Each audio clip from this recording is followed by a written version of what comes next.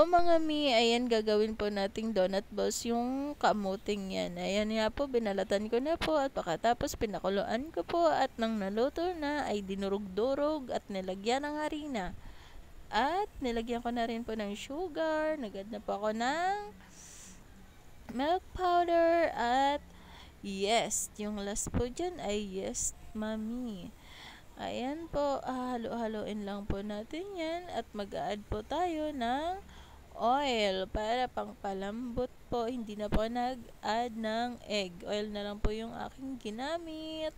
At ayan po, naglagay na rin po ako ng water.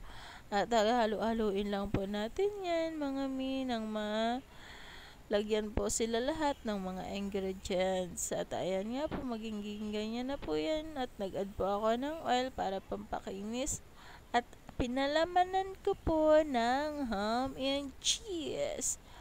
Para naman po magustuhan ng mga bata. Ayan na po mga mi. Kinamay-kamay ko na nga po yan para mas mabilis maggawang balls. Ayan na po mga mi, nagpakulo na nga po ako ng mantika at aking nilagay yung mga donut balls na yan, nakamuti.